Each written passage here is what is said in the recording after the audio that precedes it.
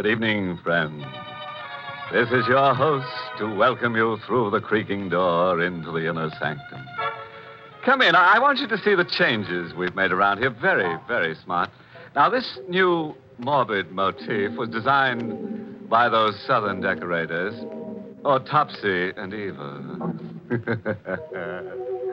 This three-part section of sofa was made especially for the wife of Harry the Hatchet Man. You see, Harry left his wife in pieces, so naturally we let the Chippendales fall where they may. Now, here's our new dropped living room. Just freshly dug. It's for rent, a real bargain. All you have to do is slab on a down payment.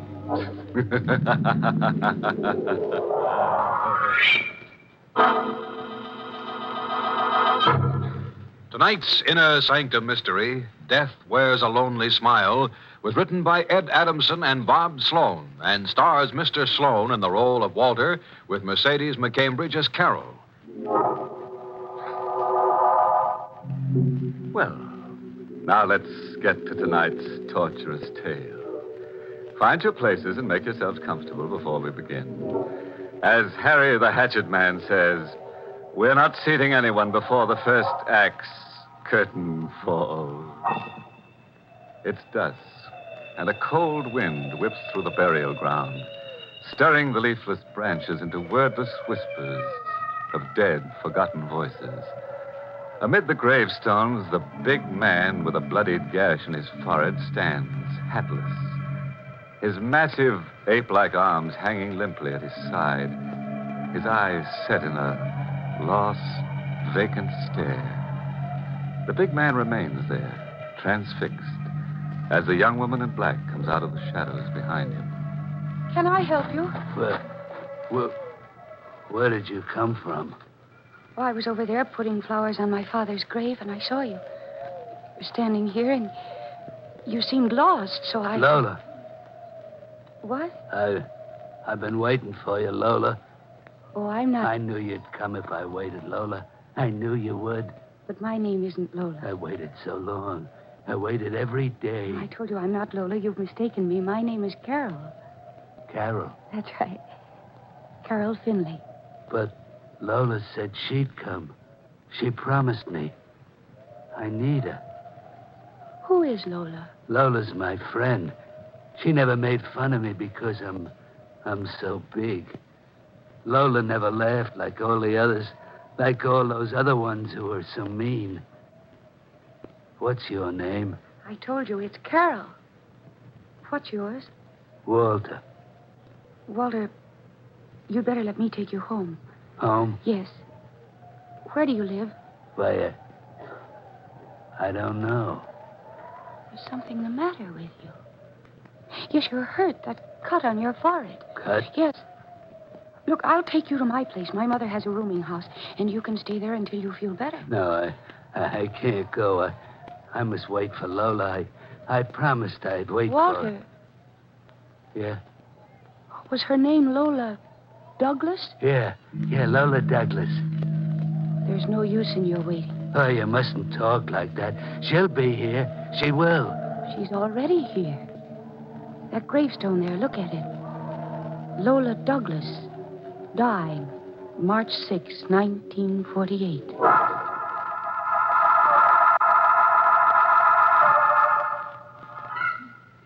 There you are, Walter. Now, that bandage will do for a while. You're nice to me, Carol. You're like Lola. You're not afraid of me, are you? Of course not. Why should I be afraid? Because I'm so big. I remember when I was in school, a boy made fun of me. I grabbed his arm and I told him to stop. He just laughed at me. I didn't mean to hurt him, but I broke his arm. I just squeezed a little and it broke.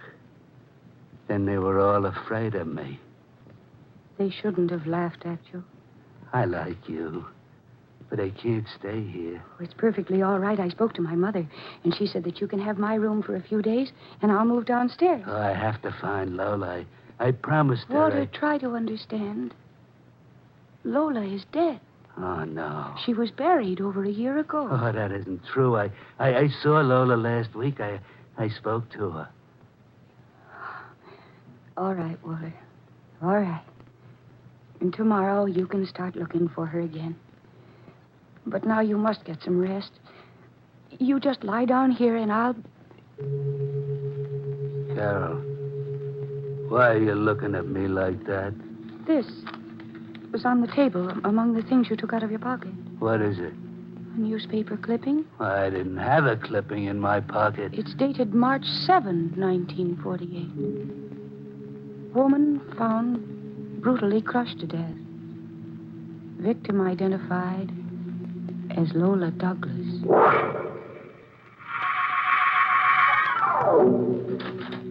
Carol, I just stopped by for a minute. Oh, I'm sorry. I thought Carol Finley was here. Carol gave me her... Lola. Lola? I knew you weren't dead. Oh, my name isn't Lola. I knew they were lying all the time, Lola. No, I'm Gladys Hart. I live down the hall. You They were must be... trying to keep me from you. Come in, Lola. No, let go of my hand. Come with me, Lola. Oh, please, let go. Oh, my hand. You're hurting me. I wouldn't hurt you, Lola. You know I wouldn't. Let go. Oh, you mustn't talk so loud, Lola. They'll hear you. They'll think I'm hurting you. Oh, please. Please let me out of here. Don't try to get away from me, Lola. I might hurt you. I don't want to hurt you, Lola, but you might make me. You see, I'm hurting you. You're making me, and I don't want to. Open this door. Open it. What do you want? Well, I was downstairs and I heard someone scream. Who are you? Carol's mother, Mrs. Finley. The scream came from this room, I'm sure of it. Oh, no, Mrs. Finley. Nobody There was... she is, on the floor in there. Huh? Get out of my way. Gladys, what have you done to her? Well, she wasn't here before. Lola was here, but now she's gone. Gladys, are you all right? Huh? Oh, Mrs. Finley. Who is she? Oh, keep him away from me. Keep him away. Now, you're all right, my dear. I'm here. He tried to kill me. No, I wouldn't hurt Here's anybody. your pocketbook, Gladys. He probably wanted your money. I don't want money.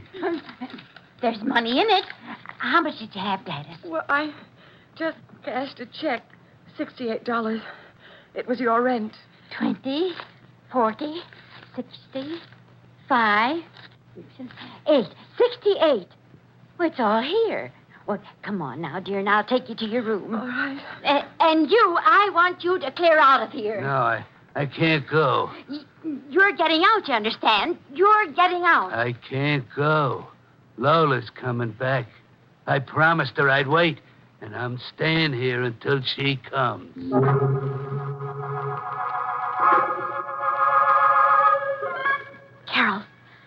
Carol, What is it, Mom? What's the matter? I can't find Gladys.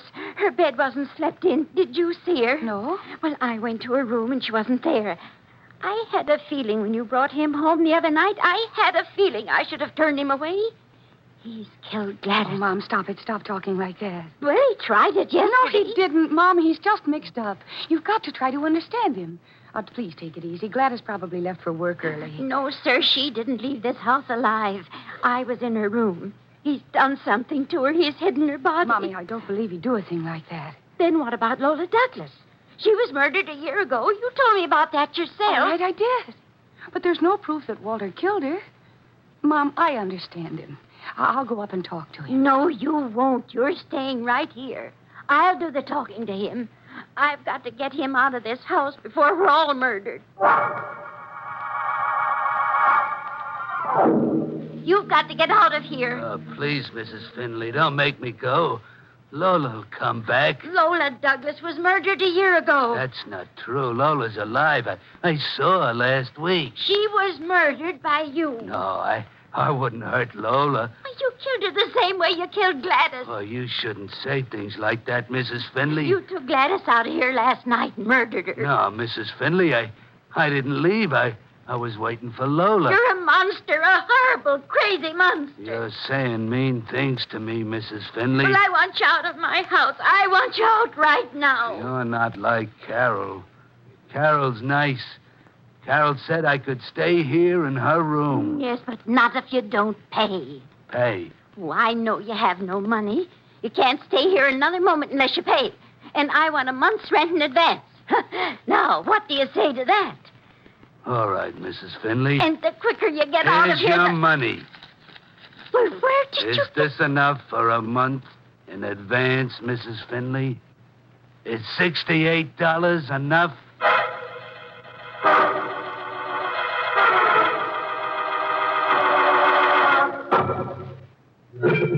$68, Carol. Here, look. He gave me $68. I don't understand it, Mom. Yesterday he didn't have a penny in his pocket. But don't you see what this proves? It's just as I told you. He's murdered Gladys. That's exactly what she had in her pocketbook last night. $68.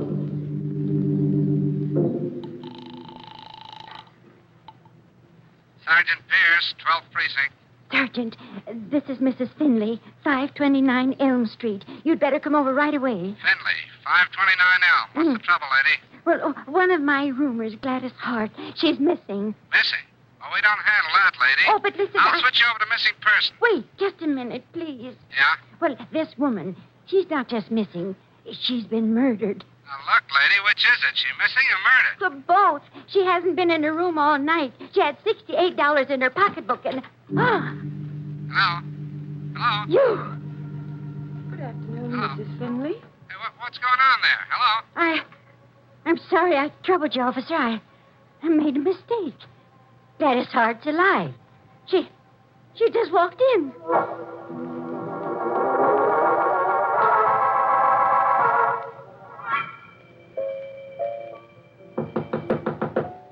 Who's there? It's Carol, Walter. Oh, come in, Carol. Did I disturb you? Oh, I was listening to the music on the radio. It's nice music, isn't it, Carol? Yes, Walter, very pleasant. Lola likes music just like that, too. Walter, Yeah, I came up to apologize for the way Mom acted to you. Mrs. Finley said mean things to me. Well, Mom didn't understand. Mrs. Finley said I killed that girl. I didn't kill her. Yes, we know that now. Gladys came in a little while ago. She stayed at a friend's house overnight. Walter, where did you get the money you gave Mom? Well, it was in my pocket. I found the $68 in my pocket. But it was more than $68. More? Yes, Mom was so excited when you gave it to her, she forgot to count it. But you gave her $85. Oh, I only had 68. You must have made a mistake. You had 85. You gave Mom $17 too much.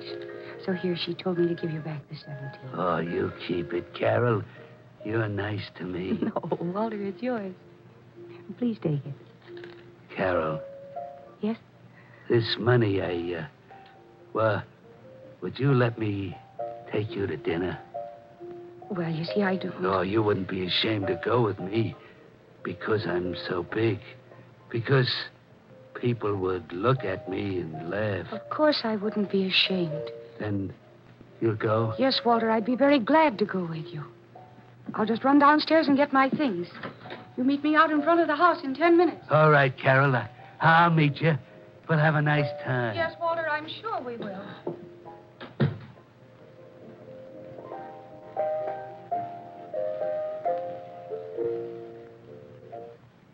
Here is additional information on the murder this afternoon in Washington Park. An empty purse seems to be the clue to the brutal crime.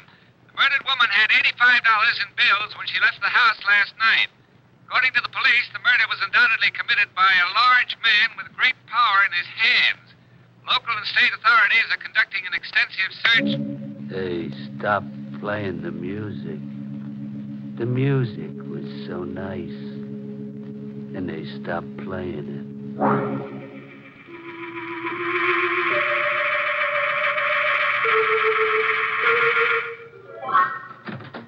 Carol. Yes? Mom, what's the matter? Oh, I've been looking all over the house for you. You're all right? Of course I'm all right. Why are you putting on your coat? I'm going out to dinner. Out to dinner? Yes, with Walter. Him? Oh, thank heavens I got here in time. Mom, what are you talking about? He's a murderer. Oh, you're not going to start that all over again, are Well, you? it just came over the radio. A woman was killed last night in Washington But Park. that doesn't prove that Walter is a murderer. It does. The radio said the woman had $85 in her pocketbook. She had what? $85. Well, that's what he gave me this afternoon. $85. That's what he killed that woman for. No, Mom, I can't believe it. Oh, that's how he suddenly had the money to pay the rent. And the radio said the woman was crushed to death by a man who was big and powerful. Big and powerful. It's him. Oh, and you would have been the next, Carol. Where is he now? Well, I was supposed to meet him outside the house. I suppose he's out there waiting for me now. Oh, that man's a lunatic, a crazy, killing lunatic. Mom, what are we going to do? Well, you stay here in this room now, and don't leave it. What about you? Well, I'm going downstairs to call the police. I'll be back in a few minutes. And remember, no matter what happens, don't leave this room.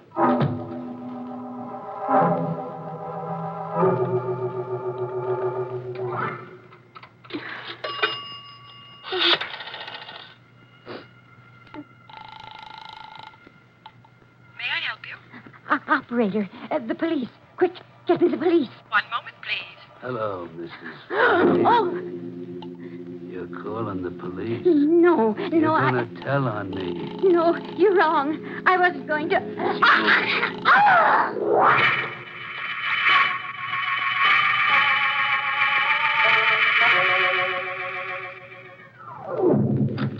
Mom, what took you so long? I was... Hello, Carol. Hello, Walter. I was waiting for you, Carol. Well, I'm not ready yet. You got your hat and coat on. Well, can't we wait just a little longer? You're afraid. You're afraid to go to dinner with me. No. Otherwise, you'd go with me right now. Well, All right, Walter, all right. I'll do just as you like. We'll go right now.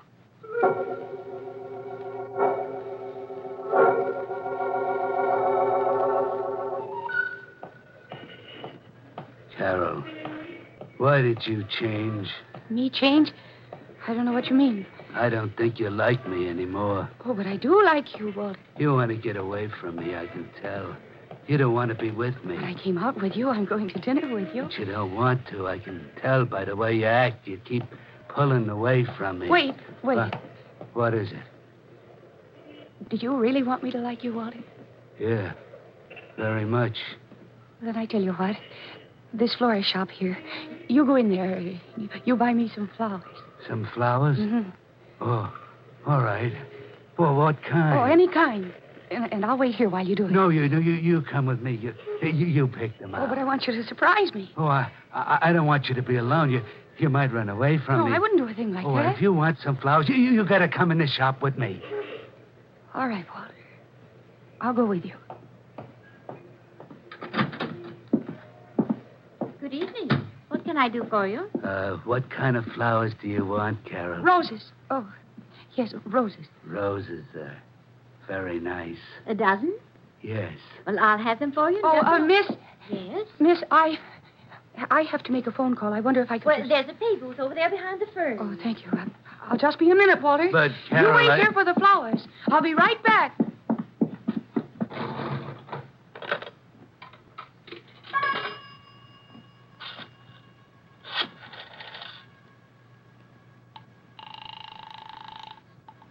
May I help you? Operator, get me the police.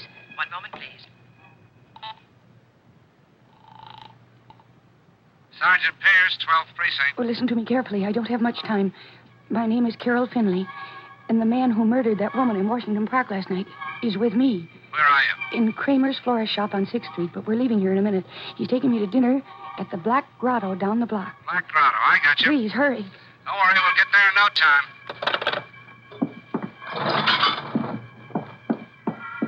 Oh, you have the flowers, Walter. Oh, they're very pretty. Who did you call, Carol? Why, I called Mom. You talked to Mrs. Finley? Yes, I just wanted to let her know where I'd be so that she wouldn't worry. You talked to her? Yes, I just told you that I did. Come on, Walter. I'm hungry. All right, Carol. Wait, Carol. I'll call a taxi. We're just going to the Black Grotto. We don't need a taxi. It's just down the street there. I changed my mind, Carol. We're not going to the Black Grotto. I'm taking you to a nicer place. Much nicer.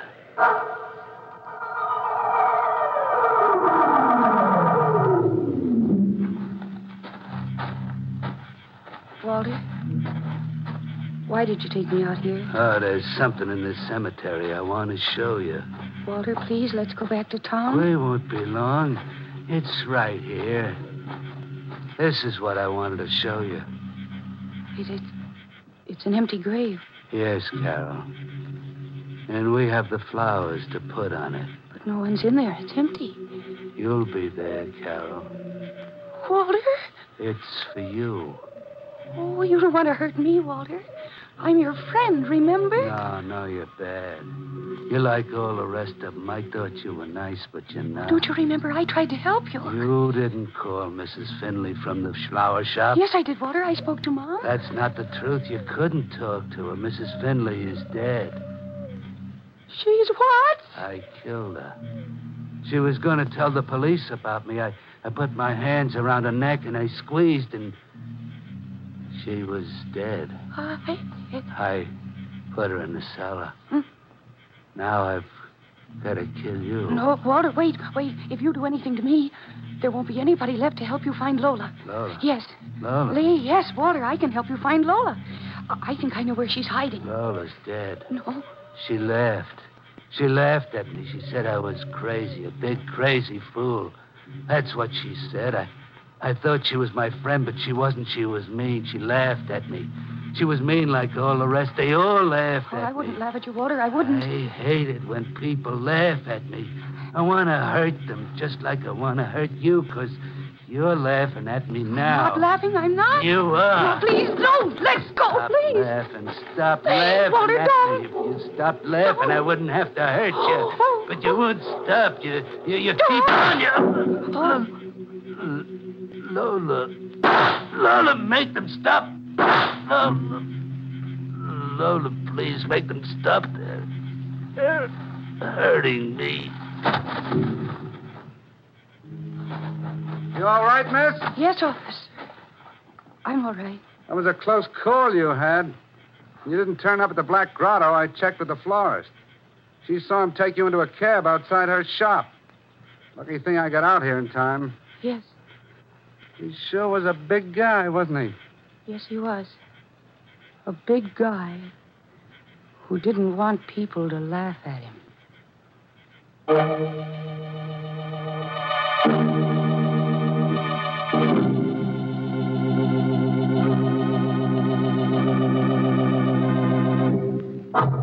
Well, that closes the lid on tonight's little coffin of curious characters.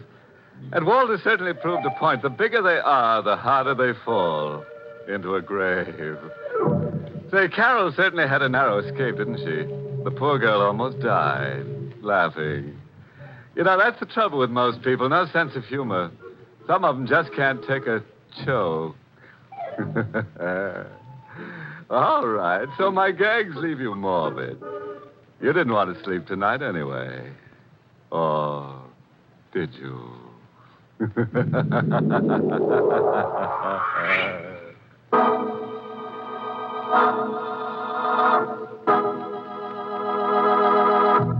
Good night. Pleasant dreams.